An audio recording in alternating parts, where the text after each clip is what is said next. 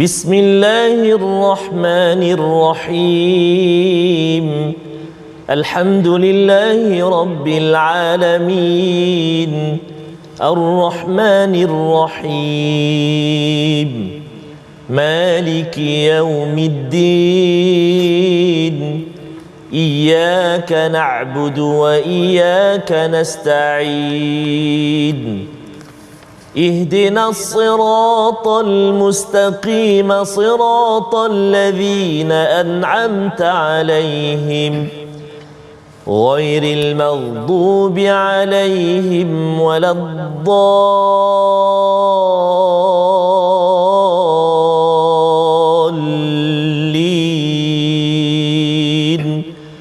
Amin. Sallallahu. Alhamdulillahirabbil alamin wassalatu wassalamu ala asyrafil anbiya'i wal mursalin sayyidina Muhammadin wa ala alihi wa ashabihi ajma'in, amma ba'd. Assalamualaikum warahmatullahi wabarakatuh. Apa khabar tuan-puan, para penonton yang dirahmati Allah sekalian? Mudah-mudahan kita semua dikurniakan rahmat dan kasih sayang daripada Allah Ta'ala. Amin. Dikurniakan kesihatan dan dikurniakan kekuatan untuk meneruskan lagi program pengajian kita dalam My Quran Time. Kita meneroka, kita cuba baca, faham dan amal setiap halaman daripada muka surat Al-Quran, yang mana hari ini kita telah pun memasuki halaman yang ke-559, membincangkan mengenai tentang halaman kedua daripada surah At-Talaq. Sebelum kita memulakan pengajian kita, terlebih dahulu suka untuk saya perkenalkan kepada tuan-puan tokoh qari kita yang terkemuka dan tidak asing lagi, iaitu Ustaz Tarmizi kita. Apa khabar Ustaz? Alhamdulillah, Al-Fadhil Prof. Al-Fadhil Prof, sihat ini ya? Alhamdulillah, Masya-Allah. Salut senantiasa manis ya? Masya-Allah. Itulah dia Ustaz Tarmizi kita yang akan macam mana? Semuka fi wajhi akhika sadaqah. Banyak saya sedekah ini. Allahu subhanallah. Baik. Itulah dia qari kita. Seperti biasa saya tidak keseorangan, akan ditemani oleh Ustaz Tarmizi kita. Dan juga seperti biasa sebelum memulakan pengajian kita, kita bacakan doa ringkas dahulu. Subhanaka la ilma lana illa ma 'allamtana innaka antal alimul hakim. Rabbi zidni ilma. Mudah-mudahan Allah Ta'ala menambah lagi ilmu kita dalam pengajian kita terhadap ilmu-ilmu Al-Quran, insya-Allah. Baik, sebelum kita memulakan penerokaan terhadap halaman kedua daripada surah At-Talaq ini, mari sama-sama tuan-puan kita bacakan dahulu sinopsis pengajian kita. Apakah yang akan kita lalui daripada halaman yang ke-559 ini daripada surah At-Talaq, iaitu kita akan membincangkan mengenai tentang penyediaan tempat tinggal dan nafkah bagi wanita yang menjalani iddah serta upah menyusukan. Ini akan diperolehi pengajarannya daripada ayat yang ke-6 hingga ayat ke-7. Manakala pada ayat yang ke-8 hingga ayat yang ke-11 kita akan membincangkan mengenai tentang ancaman bagi orang yang menentang serta janji baik bagi orang yang patuh kepada Allah Ta'ala. Dan pada ayat yang ke-12 insya-Allah kita akan melihat kepada pengetahuan dan kekuasaan Allah Subhanahu Wa Ta'ala terhadap semua makhluknya, insya-Allah. Itulah dia sinopsis pengajian kita pada hari ini. Ada 3 bahagian penting. Yang pertama, kita akan tengok hak-hak wanita yang telah dipisahkan ataupun telah ditalakkan, iaitu apakah hak yang akan dapat kepada mereka dalam tempoh iddah mereka. Yang keduanya, kita tengok pengajaran buat kaum yang menentang ataupun tidak mengamalkan apa yang telah digariskan oleh Allah Ta'ala di dalam Al-Quran. Manakala yang ketiga, kita akan melihat kekuasaan Allah serta pengetahuannya. Yang ini semua kita akan lalui sebentar nanti, insya-Allah. Sebelum kita mulakan tadabbur kita, mari sama-sama tuan-puan kita bacakan dahulu ayat bermula daripada ayat yang ke-6 hingga ayat yang ke-9 daripada surah At-Talaq ini, insya-Allah. Baik, terima kasih Al-Fadhil Prof. Ahmad Sanusi. Khususnya tuan-tuan dan puan-puan, ibu-ibu, ayah-ayah, sahabat-sahabat Al-Quran, Assalamualaikum warahmatullahi wabarakatuh. Alhamdulillah, wassalatu wassalamu ala Rasulillah wa ala alihi wa sahbihi man walah wa ba'da. Apa khabar semuanya ayah dan bonda? Moga-moga terus sihat ceria. Dan hari ini kita sudah berada di halaman yang ke-559, masya-Allah. Dan kita hari ini satu surah yang mencabar, Prof, ya. Semalam hari ini kita belajar sebelum ini, dan hari ini kita menyambung halaman kedua dalam surah At-Talaq. Kalau kita perhatikan ayat awal-awal nanti, tuan-tuan dan puan-puan bayar sekalian, kita baca nanti dia banyak kalau kita wakaf pada huruf nun yang bersabdu, kan hun hamlahun ujurahun. Jadi hati-hati nanti kita baca supaya betul dengung dan sebagainya, insya-Allah taala. Jika sudah bersedia, mari kita mulakan bacaan ayat 6 hingga 9 muka surat 559 surah At-Talaq. Kita nak baca mula ini dengan bacaan murattal bayati ya. Kita cuba insya-Allah. A'udzu billahi minasyaitonir rajim. Bismillahirrahmanirrahim. أسكنوهن من حيث سكنتم من وجدكم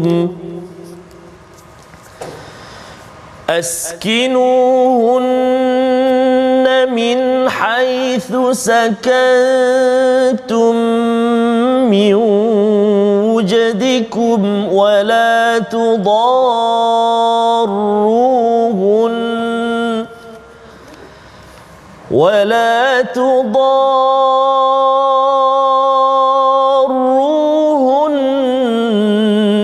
لتضيقوا عليهن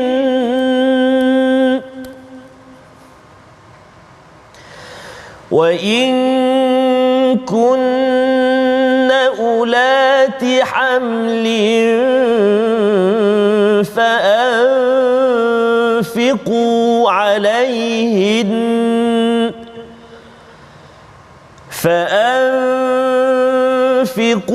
عليهن حتى يضعن حملهن فإن أرضعن لكم فآتوهن أجورهن وأتمروا بينكم بمعروف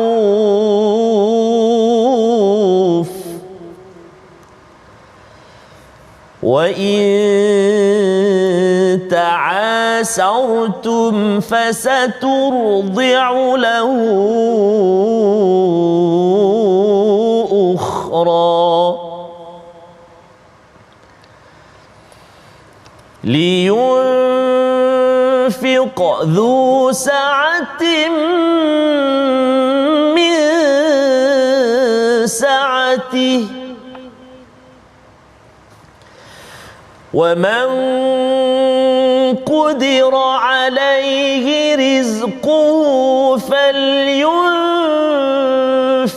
مما آتاه الله لا يكلف الله نفسا إلا ما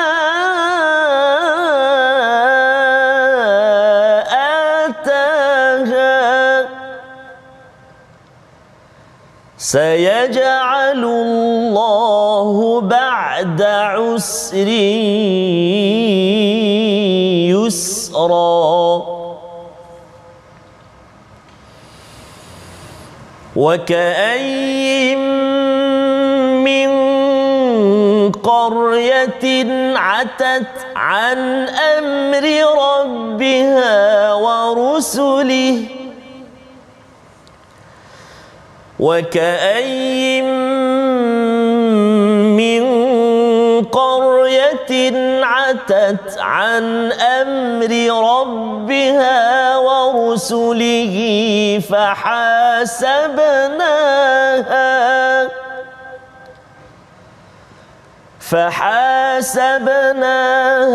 حسابا شديدا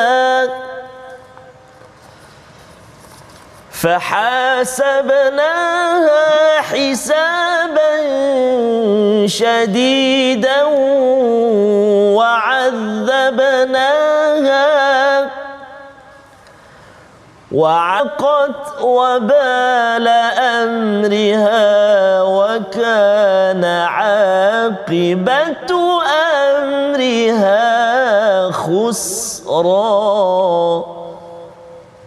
صدق الله العظيم.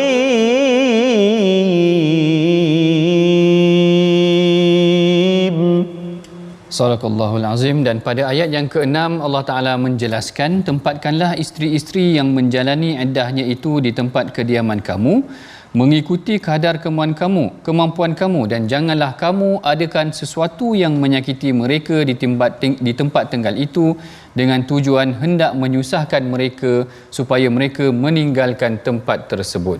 Jadi secara umumnya tuan-puan yang dirahmati Allah sekalian, sebenarnya perbincangan mengenai tentang ayat ini agak complicated sedikit, agak sukar sedikit, kerana kita sedang membincangkan mengenai tentang hukum wanita yang telah diceraikan oleh suami mereka. Yang ini sebenarnya adalah satu pengajaran yang praktikal daripada ayat-ayat Al-Quran sendiri. Kerana kalau tuan-puan kita balik pada ayat yang pertama, ada sedikit huraian yang perlu saya kira kita ulang sedikit, iaitu Allah Ta'ala menurunkan perintah ataupun penjelasan mengenai tentang hukum talak ini direct kepada Rasulullah. Yang ni agak luar biasa. Kerana ayat pertama daripada surah Talak ini Allah Taala kata, ya ayyuhan nabiyyu idza talaqtumun nisaa fatalliquhunna li'iddatihinna. Allah Taala kata, wahai nabi, apabila engkau atau umatmu hendak menceraikan isteri-isteri, maka ceraikanlah mereka pada masa mereka dapat memulakan iddahnya. Jadi perhatikan di sini, kenapa Allah Ta'ala tujukan terus kepada Rasulullah, dan kemudian ulama' kata walaupun ditujukan kepada Rasulullah, sebenarnya dia bermaksud untuk seluruh umat manusia itu sendiri. Yang pertama, kalau kita perhatikan, sebenarnya dari aspek sirah, tuan-puan kalau ada yang pernah dengar, mungkin ada yang pernah dengar, mungkin ada yang tak pernah dengar, bahawa baginda Nabi SAW pernah menceraikan salah seorang daripada isteri dia. Sebab tu saya kata nak cerita tentang perkara ni agak susah sikit, agak complicated sikit, sebab dia melibatkan rumah tangga Nabi SAW. Kalau menurut riwayat Sayyidina Anas bin Malik, Rasulullah SAW dikatakan pernah menceraikan Sayyidatina Hafsah. Talaqa Rasulullah SAW Hafsata fa'atat ahlaha, iaitu Sayyidina Rasulullah SAW pernah menceraikan isterinya Sayyidatina Hafsah, sehinggalah Sayyidatina Hafsah pulang kepada keluarganya kembali, dan kemudian Rasulullah SAW merujuknya semula, iaitu memanggilnya ataupun bersatu kembali. Dalam tempoh iddah tersebut tidak perlu diakad ataupun tidak perlu akad nikah yang baru, maknanya dirujuk semula perkara tersebut. Dan dalam insiden yang sama sebenarnya bukanlah dalam insiden yang sama, tapi dalam peristiwa yang berlaku dalam sirah Rasulullah SAW juga, Sayyidina Abdullah bin Umar, anak kepada Sayyidina Umar yang dipuji oleh Sayyidina Umar sebagai lelaki yang bijak dan saleh ini, juga pernah menceraikan isterinya. Dan ketika mana dia ceraikan isterinya itu adalah dalam keadaan haid, dalam keadaan isterinya sedang datang haid dan sedang datang bulan itu.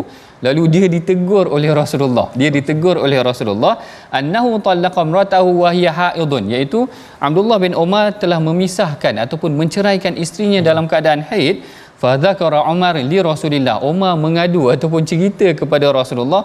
Fataghayyaza Rasulillah, maknanya Rasulullah marah kerana melakukan perpisahan. Sebenarnya kalau kita nak ceraikan isteri kita, bukanlah saya nak kata ceraikan isteri, tapi nak cerita tak boleh kita ceraikan dia dalam keadaan dia datang bulan, maknanya dalam keadaan dia ada darah haid ketika itu, maknanya ada adab-adab dia.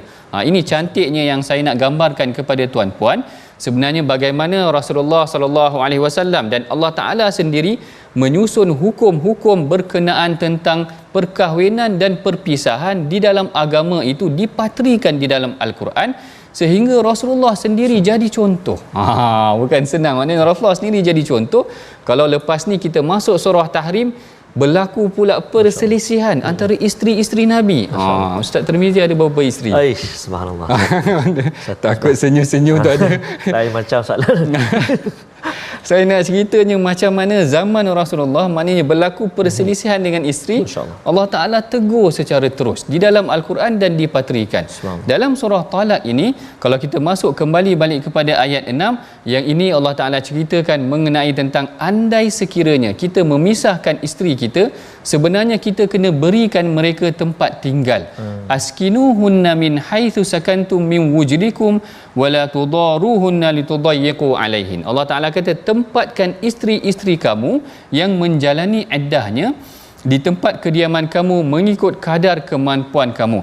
Maknanya isteri-isteri kita ini, isteri kita ini kalau dia melalui menjalani iddah dia. Iddah ni pun ada jenis-jenisnya. Ada iddah iaitu isteri yang haid, yang masih lagi datang bulan, maka kita kena tunggu salah tata quru, maknanya 3 kali suci. Itulah tempoh iddahnya. Kalau isteri yang memang mungkin dia bercerai dalam keadaan dia dah tak datang haid lah, dah mungkin dah tua dan sebagainya, maka tempohnya 3 bulan. Ataupun kalau isteri yang mungkin diceraikan oleh suaminya dalam keadaan mengandung, maka tempoh iddahnya adalah setelah dia menyelesaikan kandungan, maknanya dia bersalin dan sebagainya. Jadi isteri-isteri yang dalam tempoh iddah ini, Allah Ta'ala perintahkan kita sebenarnya kita kena sediakan dia tempat tinggal. Kalau kita ikutkan sebenarnya di Malaysia ini amalannya agak berbeza sedikit. Kalau berpisah tu terus kau baliklah ke rumah mak kau, katakan begitu. Tetapi perintah dalam Al-Quran supaya kita menyediakan tempat tinggal buat dia. Ni cantiknya. Tengok bagaimana Islam tu susun. Awal nak ambil wanita itu pun dengan penuh penghormatan. Sekiranya nak berpisah pun diberikan penghormatan, maknanya diberikan tempat tinggal.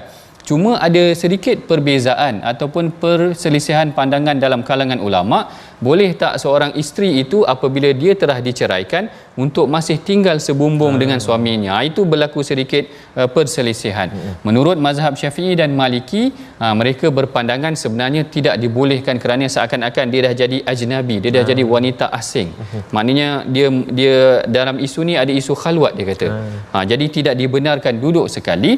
Tetapi amalannya yang saya faham daripada beberapa penerangan para ulama kita, bahawa dibenarkan untuk duduk sekali sekiranya satu ada mahram dan dia tidak duduk sekali, maknanya tidak satu bilik. Maknanya dalam satu rumah mungkin bilik yang berbeza, yang tidak bertemu dan sebagainya. Ini yang dijelaskan oleh sebahagian ulama mazhab Syafi'i, manakala mazhab Hanafi dan mazhab Hambali membenarkan mereka tinggal bersama atas hikmah. Atas hikmah supaya ada beberapa hikmah. Hikmah yang pertama, mudah-mudahan dia boleh lembut hati sedikit. Sebab biasa orang bercerai ni, dia bercerai, mana ada orang bercerai tengah relax dia bercerai tengah marah lah. Bila dia tengah marah, Allah Ta'ala hikmahkan dia supaya duduk, disediakan tempat tinggal dia supaya mudah-mudahan dia boleh berbaik balik. Tetapi kalau Ustaz Tarmizi tengok, saya ada terbaca statistik perceraian ni, kadang-kadang aneh-aneh juga sebab perceraian dia. Ada yang bercerai sebab mungkin tak suka belacan ke. Yang ini saya tak tahulah macam mana kita nak selesaikan isu-isu sebegini. Tak ngam dah sangat sebab isteri dia suka masak belacan ke apa ke. Yang ni saya tak pasti. Tetapi saya nak ceritanya, Al-Quran, Allah Ta'ala firmankan dalam Al-Quran, askinuhunna min haitsu sakantum. Maknanya tak mudah-mudah juga. Sekiranya kita telah berpisah dengan isteri kita, maka kita dikehendaki untuk menyediakan mereka tempat tinggal. Min haitsu min wujdikum, iaitu dengan kemampuan kita lah. Maknanya selagi kita termampu, kita boleh sediakan dia tempat tinggal, alangkah baiknya. Kalau tak mampu, duduk sekali dengan kita dengan bilik yang berasingan. Kemudian Allah Ta'ala firmankan juga, wala tudaruhunna litudayyiqu alaihinna. Jangan kita sakiti dia sehingga kita menyebabkan dia rasa nak keluar. Dah bergaduh, kita sakiti dia lagi. Ini tidak baik. Bahkan dalam Islam, saya teringat ada sebuah hadis yang diriwayatkan oleh Muawiyah Al-Qushairi. Muawiyah Al-Qushairi tanya kepada Rasulullah, ma taqulu fi nisa'ina, apa yang kau nasihatkan kami tentang para isteri wanita kami? Macam mana kami nak deal, berurusan dengan mereka? Rasulullah sallallahu alaihi wasallam bersabda, at'imuhunna mimma ta'kulun. Makan dengan macam mana yang kau makan. Kemudian waksuhunna mimma taksun. Pakaikan mereka dengan apa yang kamu pakai, maknanya selaras, sesuai lah. Jangan suami pakai hebat-hebat, isteri pakai yang tak cukup. Kemudian wala tudribuhunna, jangan sakiti mereka. Tengok, sebelum kahwin ataupun ketika tempoh perkahwinan pun Rasulullah larang kita menyakiti isteri kita, dan setelah berpisah pun, Masya Allah. Ini ketinggian yang telah digariskan oleh Islam, bagaimana sebenarnya hubungan kita walaupun telah berpisah. Allah Ta'ala didik orang yang beriman itu agar memberikan yang terbaik buat isteri mereka sekalipun setelah tidak bersama lagi. Kemudian dalam ayat yang ke-7, kita masuk skip sikit kat situ, ayat yang ke-6, Allah Ta'ala memerintahkan kita agar memberikan hak tempat tinggal kepada isteri dan tidak menyakiti mereka. Dalam ayat yang ke-7 pula Allah Ta'ala kata liyunfiq dzu sa'atin min sa'ati, iaitu hendaklah orang yang mampu memberi nafkah menurut kemampuannya, dan sesiapa yang disempitkan rezekinya maka hendaklah dia memberi nafkah daripada apa yang diberikan oleh Allah kepadanya. Ayat ini sebenarnya berkaitan tentang nafkah isteri yang telah dipisahkan. Kadang-kadang ini berlaku dalam masyarakat kita. Apabila isteri dah pisahkan, anak-anak yang memerlukan nafkah tidak dibayar, sedangkan ini adab yang diajar oleh Allah Ta'ala di dalam Al-Quran yang perlu kita jadikan sebagai panduan. Ini adalah perbincangan kita pada bahagian yang awal mengenai tentang isteri-isteri yang telah dipisahkan oleh suami mereka. Apakah adab yang sepatutnya mereka lakukan seperti mana yang telah digariskan di dalam surah At-Talaq. Manakala dari aspek perbincangan perkataan pilihan kita pada hari ini, kita akan melihat kepada perkataan ata ataupun atawa yang membawa maksud sombong ataupun derhaka ataupun melampaui batas. Perkataan ini disebutkan sebanyak 10 kali di dalam Al-Quran, yang mana perkataan ata ataupun atawa ini disebutkan dalam ayat yang ke-8. Bagi mereka yang mempunyai mushaf boleh tengok wa ka'ayyin min qaryatin atat an amri rabbiha, dan berapa banyak daripada penduduk negeri itu ia telah derhaka. Atat ni maksudnya derhaka itu tadi. Inilah dia perkataan ataupun melawan tadi. Inilah dia perkataan pilihan kita, dan sebahagian daripada perbincangan awal tadi kita telah lalui bagaimana adab ataupun garis panduan yang telah digariskan oleh Allah Ta'ala di dalam Al-Quran. Sangat cantik. Mudah-mudahan kita boleh mengamalkannya. Kita baca, kita faham dan kita amalkannya. Kita rehat dahulu seketika insya-Allah.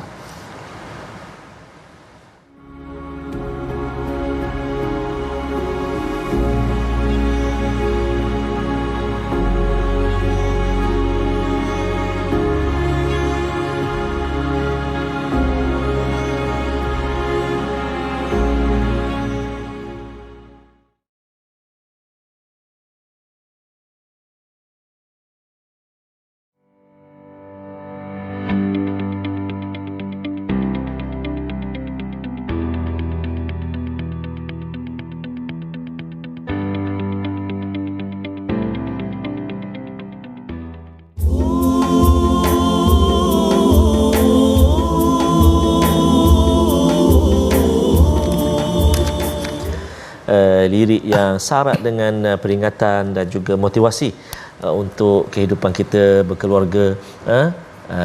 Lagikan lidah lagi tergigit, ini kan pula rumah tangga ataupun suami isteri lah.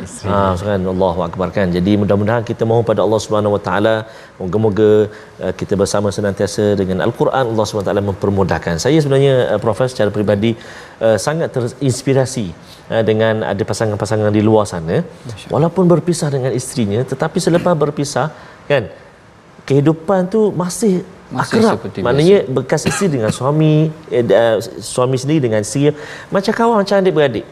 Itulah keindahan Islam mengajar kita secara adabnya dan sebagainya. Jadi mudah-mudahan Allah Subhanahu Wa Taala memberi rahmat kepada kita di atas tali silaturahim yang kita bina, insya-Allah taala. Amin ya rabbal alamin.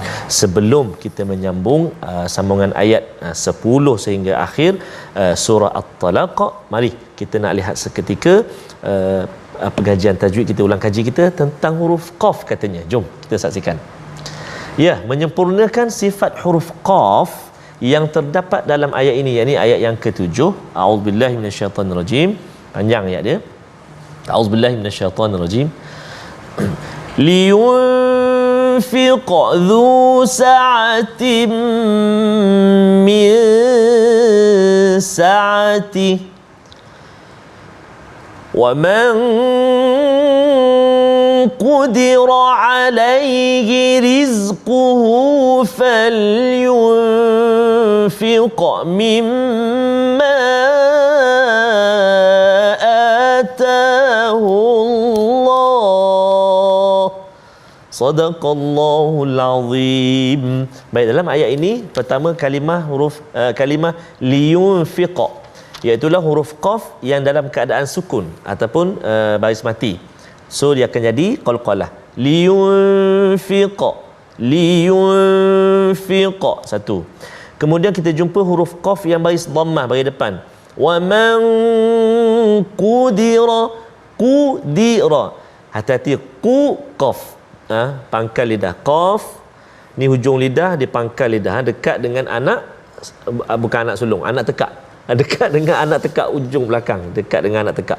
Qa kita kenal pasti dekat mana tempat duduk dia. Hujung belakang lidah kita ni, hujung lidah pangkal belakang.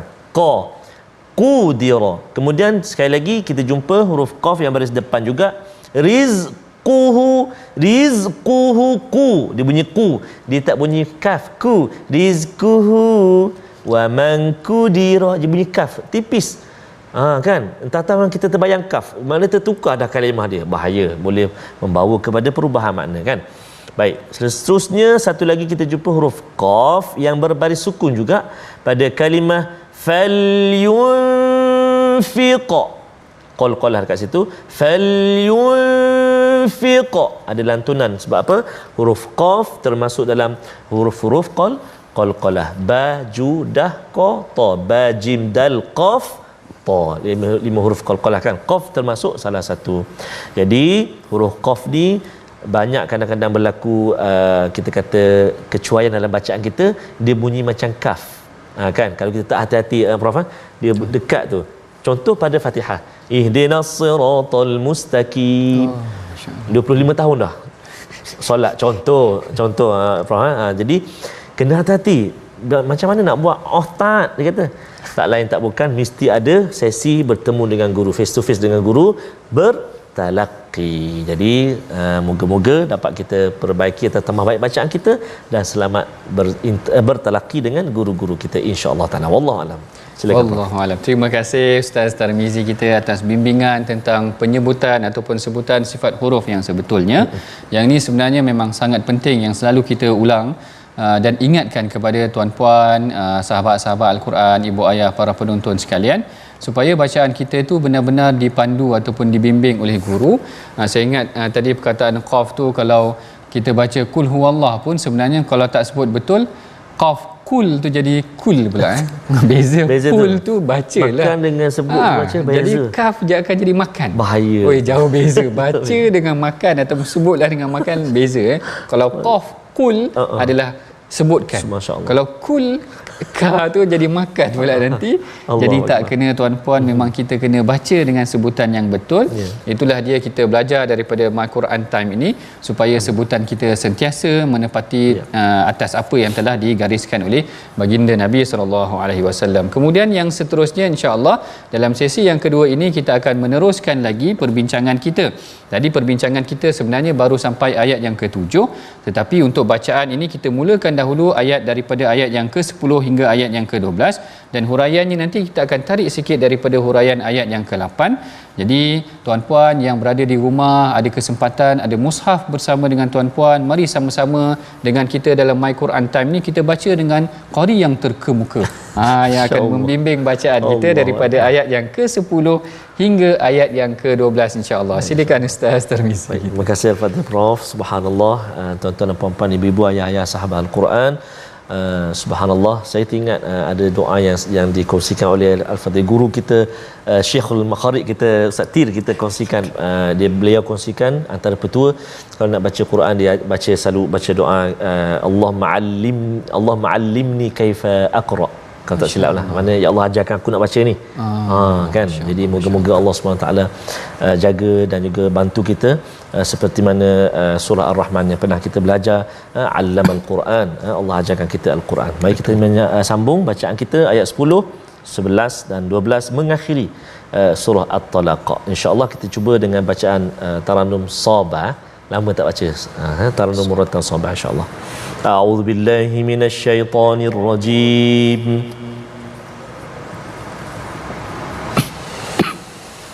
أعد الله لهم عذابا شديدا فاتقوا الله يا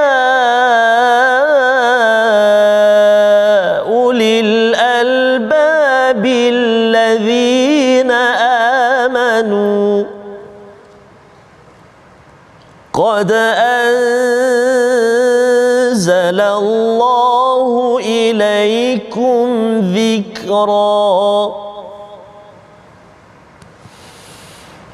رسولا يتلو عليكم آيات الله مبينات ليخرج الذين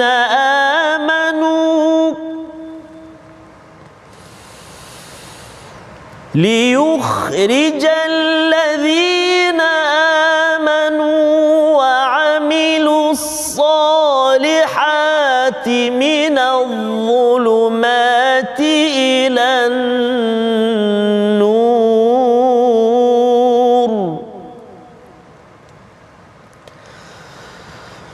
ومن يؤمن بالله ويعمل صالحا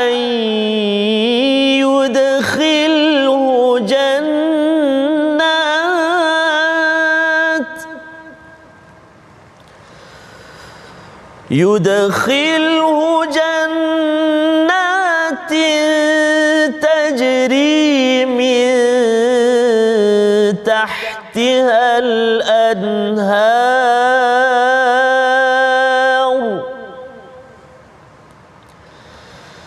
خالدين فيها أبدا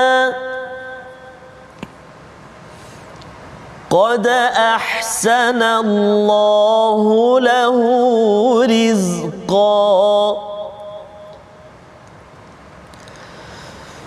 الله الذي خلق 7 سماوات ومن الأرض مثلهن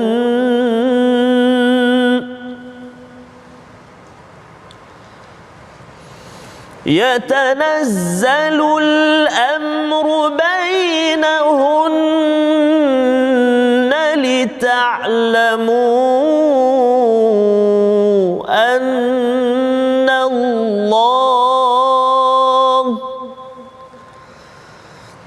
لتعلموا أن الله على كل شيء قدير وأن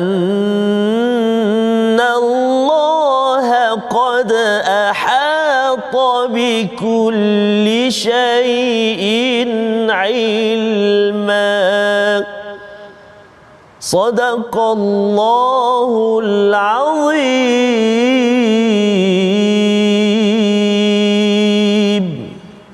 Sadaqallahul Azim. Dan pada ayat yang ke-8 Allah Ta'ala berfirman, dan bukan sedikit negeri-negeri yang penduduknya derhaka terhadap perintah Tuhan mereka dan Rasul-Rasulnya, maka kami hitung amal mereka satu persatu dengan hitungan yang keras dan rapi, serta kami seksakan mereka dengan azab yang tidak diketahui dahsyatnya. Hadis ini, ayat ini menunjukkan tentang bagaimana sebenarnya perubahan konteks perbincangan. Yang ni sebenarnya menarik kalau tuan-puan perhatikan, yang mana ayat yang ke-6 dan ayat yang ke-7 daripada surah At-Talaq ini membincangkan mengenai tentang wanita-wanita yang telah dipisahkan oleh suami mereka, iaitu hak-hak yang perlu diterima oleh mereka setelah mereka dalam tempoh iddahnya. Tiba-tiba dalam ayat yang ke-8 Allah Ta'ala mengubah sedikit. Allah Ta'ala ubah sedikit konteks perbincangan. Allah Ta'ala sebut mengenai tentang kaum-kaum ataupun negeri-negeri yang penduduknya tidak patuh kepada arahan Allah Ta'ala. Yang ni biasa kita jumpa, ataupun siapa yang biasa membaca tafsir, mereka akan perhatikan ada perubahan topik secara tiba-tiba. Saya pernah perhatikan sebagai contoh dalam surah At-Taubah. Dalam surah At-Taubah Allah Ta'ala sedang cerita tentang perihal perang. Tiba-tiba dalam perihal perang tu Allah Ta'ala masuk bab pula tentang pembahagian harta zakat. Tentang kita katakan ayat mengenai tentang asnaf. Ayat mengenai tentang asnaf ini, jadi kalau siapa yang membacanya secara umum, dia akan rasa confused sikit. apa yang ingin disampaikan oleh Allah Ta'ala. Sedang Allah Ta'ala bincang tentang satu topik, tiba-tiba Allah Ta'ala tukar kepada topik yang lain. Ini biasa sebenarnya berlaku.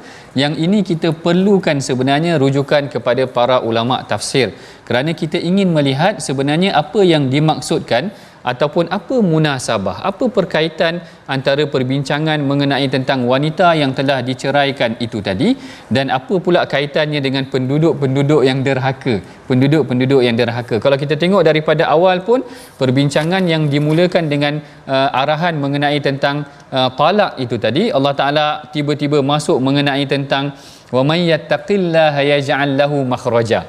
Mula-mula cerita tentang talak, tiba-tiba Allah Ta'ala bawa maksud kepada takwa, ataupun Allah Ta'ala ubah topik tu perbincangan kepada takwa, seakan-akannya orang-orang yang bertakwa ini dia akan ikut garis panduan yang telah ditentukan oleh Allah Ta'ala dalam segala urusan mereka. Lalu Allah Ta'ala bawa balik perbincangan tentang isteri yang telah dipisahkan, kena diberikan tempat tinggal, kena jangan menzalimi mereka, kena beri nafkah kepada mereka. Kemudian tiba-tiba ayat ke-8 Allah Ta'ala cerita pula tentang kaum yang telah tidak mengikut perintah Allah. Jadi di sini menurut Al-Imam Ibn Ashur, Al-Imam Ibn Ashur kata di sini Allah Ta'ala mengembalikan orang-orang yang beriman kepada apa yang pernah berlaku kepada kaum terdahulu. Kaum terdahulu ini apabila Allah Ta'ala meletakkan garis panduan Nabi Lut, kaum Nabi Lut ataupun kaum Nabi Nuh, bila Allah Ta'ala letakkan garis panduan kaum Nabi Shu'aib, Allah Ta'ala letakkan garis panduan mengenai tentang urusan transaksi perniagaan, tetapi mereka menipu. Allah Ta'ala ceritakan tentang sepatutnya mereka ikut undang-undang Allah, tapi mereka tidak ikut undang-undang Allah. Kaum Nabi Lut, Allah Ta'ala ceritakan tentang adabnya ataupun garis panduan tentang kehidupan mereka, tetapi mereka melanggar apa yang telah diletakkan oleh Allah Ta'ala. Kaum Nabi Shu'aib tadi ataupun kaum Nabi Hud, semua kaum-kaum ini melanggar perintah Allah. Lalu Allah Ta'ala kata mereka yang melanggar perintah Allah ini, Allah Ta'ala akan memberikan mereka hitungan yang luar biasa ataupun azab yang sangat pedih ataupun syadid ni tadi. Fadzaqat wabal amriha, maka ia merasakan akibat buruk. Yang ni nak ceritakan tentang bagaimana Allah Ta'ala nak ingatkan kepada kaum Quraisy ataupun orang beriman pada ketika itu, kalau Allah Ta'ala telah meletakkan satu garis panduan tetapi kamu tidak ikut garis panduan tersebut, nanti kita bimbang azabnya ataupun muhasabah yang akan dikenakan kepada mereka sama dikenakan seperti kaum-kaum yang terdahulu. Kalau kaum dah terdahulu dah diberikan garis panduannya, kaum umat Nabi Muhammad ini pun telah diberikan garis panduannya. Kalau nak berkahwin macam mana, kalau nak berpisah macam mana, nak mendirikan rumah tangga macam mana, esok kalau dah ada anak pula macam mana, anak nak dibesarkan macam mana, semua telah diberikan garis panduannya melalui Al-Quran dan juga hadis.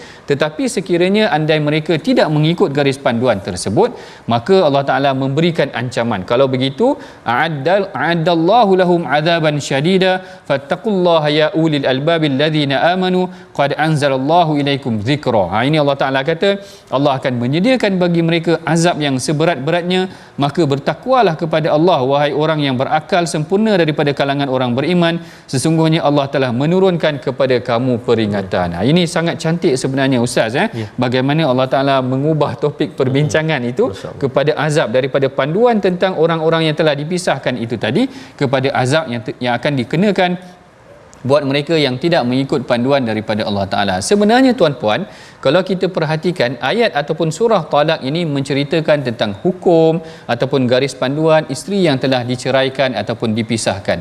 Kalau kita tengok dalam konteks yang lebih luas, ini adalah melibatkan isu hak wanita yang telah dipisahkan. Kalau kita besarkan lagi konteksnya, ini melibatkan hak-hak wanita. Kalau kita tengok secara rangkuman yang lebih luas, sebenarnya Al-Quran telah meletakkan banyak garis panduan yang baru yang sebelum ini Quraisy tidak miliki. Saya bagi contoh, sebagai contoh dalam kes nak mendirikan rumah tangga. Sebenarnya zaman jahiliah dahulu, Arab ni dia tidak ada batas perkahwinan. Dia tidak ada batas perkahwinan. Dia boleh kahwin dengan berapa ramai yang dia nak. Sedangkan bila Al-Quran datang, fankihu ma taba lakum minan nisa mathna wa thulatha wa ruba'.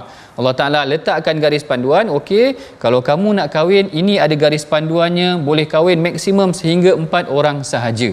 Kemudian pada zaman dahulu juga, Arab Quraisy ni dia kadang-kadang kahwin dengan adik-beradik. Kahwin dengan adik-beradik ni maksudnya bila dia tengok dia kahwin dengan akak. Bila kahwin dengan akak, bila dah bersama dengan akak tengok adik cantik, kahwin pula sekali dengan adik, dah bergabung dua tu, lalu Allah Taala kata wa antajma'u bainal ukhtayn illa ma qad salam. Sebenarnya tak boleh juga kalau kita menggabungkan ataupun menghimpunkan adik-beradik ini, maknanya Allah Taala letak garis panduan. Itu dari aspek perkahwinan. Bila dapat anak pula, isu tentang anak perempuan, tengok isu-isu tentang perempuan, wanita, hak-hak wanita sebenarnya banyak dipersembahkan dalam Al-Quran. Bila tentang anak wanita pula, Quraisy tak suka anak perempuan. Wa idza busyira ahaduhumul unsa dhalla wajhuhu muswaddan. Bila diberitakan berita gembira mereka akan dapat anak perempuan, Allah Taala kata dhalla wajhuhu muswaddan, wajah mereka berubah menjadi hitam. Lalu Allah Taala letak garis panduan, wa idzal mau'udatu su'ilat bi ayyi dhanbin qutilat. Anak perempuan ni tak boleh dibunuh. Esok kalau dibunuh nanti dia akan ditanya. Tengok bagaimana Allah Ta'ala meletakkan kedudukan wanita ni sangat cantik. Sebelum dia berkahwin, Allah Ta'ala letak garis panduan tentang adab-adabnya. Ketika nak mendirikan rumah tangga, ada garis panduannya. Andai sekiranya mereka tidak selari, nak dipisahkan, ada garis panduannya. Kalau dah berkahwin, dapat anak, ada garis panduannya. Masya Allah, inilah garis panduan yang digariskan oleh Allah Ta'ala dalam Al-Quran, menunjukkan tentang bagaimana menguruskan ataupun meletakkan perkara-perkara ataupun hubungan yang melibatkan isu kewanitaan ini disusun dengan cantik di dalam Al-Quran. Dan penutupnya nanti kalau kita tengok, kalau Allah Ta'ala ada letakkan banyak garis panduan, kalau tak nak ikut juga, maka Allah Ta'ala kata a'addallahu lahum azaban syadida, Allah Ta'ala akan kenakan azab. Sedangkan Allah Ta'ala telah menerangkan semua perkara ni, rasulan yatlu alaikum ayatillah. Tengok, Allah Ta'ala bukan sahaja menghantarkan ayat Al-Quran, tetapi mengutuskan Rasul untuk tunjuk contoh. Kalau Quraisy tak suka anak perempuan, Rasulullah anaknya semua perempuan. Tengok macam tu Allah Ta'ala bagikan contoh. Anak lelaki semua meninggal. Ibrahim meninggal, Al-Qasim meninggal, Abdullah meninggal, dan sekali yang tinggal Ruqayyah, Ummu Kalthum, Fatimah, Zainab, semua anak perempuan Rasulullah. Tengok bagaimana Allah Ta'ala mengutuskan Rasul sebagai contoh buat umat Islam. Inilah kemuliaan Al-Quran dan inilah kemuliaan Rasulullah mengangkat kemuliaan para wanita itu tadi. Jadi mudah-mudahan daripada pengajian kita, tadabbur kita terhadap ayat ini, kita boleh mengambil sedikit pengajaran. Mari sama-sama tuan-puan kita baca resolusi perbincangan kita pada hari ini. Apa yang boleh kita amalkan daripada perbincangan kita? Yang pertamanya, kita hendaklah melaksanakan tanggungjawab yang sesuai dengan kemampuan dan tidak menzalimi orang yang berlaku tadi ni tentang wanita yang dipisahkan. Yang keduanya, meningkatkan keimanan dan ketakwaan serta mengambil pengajaran daripada peringatan Allah. Dan yang ketiganya, kita hendaklah banyak berinteraksi dengan Al-Quran dan mengikuti sunnah Rasulullah SAW sebagai bukti syukur kepada Allah Ta'ala. Itulah dia perbincangan kita sedikit sebanyak daripada surah At-Talaq, penghujung surah At-Talaq ini. Mudah-mudahan Allah Ta'ala merahmati kita, dan bagi merahmati pengajian kita pada hari ini, mari sama-sama kita bacakan doa yang akan dipimpin oleh Ustaz Tarmizi kita. Silakan Ustaz.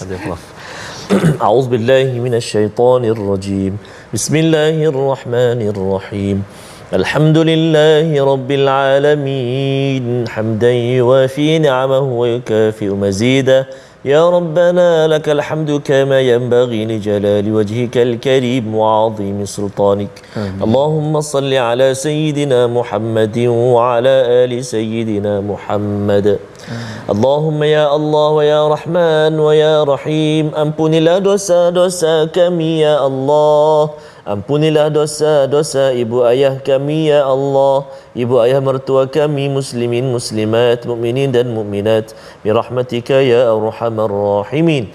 Ya Allah wa ya Rahman wa ya Rahim, ampunilah dosa-dosa kami terhadap pasangan kami ya Allah, dosa kami terhadap isteri kami, dosa isteri terhadap suaminya ya Allah. Mudah-mudahan ya Allah dikurniakan barakah, keberkatan, kebahagiaan buat seisi keluarga, mendapat cucuan rahmat daripadamu ya Arhamar Rahimin. Maka ya Allah, hiasilah kehidupan kami dengan Al-Quran, hiasi rumah tangga kami dengan Al-Quran ya Allah. Allah, kurnia kekuatan buat kami untuk memimpin memandu keluarga kami dengan barakah ketinggian kesucian Al-Quran, membacanya, memahaminya, mengamalkannya. Wa sallallahu ala sayyidina Muhammad wa ala alihi wa sahbihi wa baraka wa sallam, walhamdulillahi rabbil alamin. Taqabbalallahu minkum, minna minkum taqabbal ya karim. Mudah-mudahan doa kita diangkat, diterima oleh Allah Subhanahu wa taala, menjadikan kita keluarga yang senantiasa bersama dengan Al-Quran. Amin ya rabbal alamin. Dan kita nak terus semarakkan Al-Quran dalam kehidupan kita dengan sama-sama kita turut serta dalam tabung gerakan Al-Quran, infak dan juga wakaf untuk ummah, untuk kita melestarikan Al-Quran dalam kehidupan kita. Sama-sama kita gerakkan, kita semarakkan Al-Quran dalam kehidupan kita, insya-Allah taala. Jadi My Quran Time pada halaman 559 berakhir di sini. Jangan lupa untuk saksikan siaran ulangan pada malam ini dan juga pada besok pagi. Pastinya My Quran Time, baca, faham dan amal.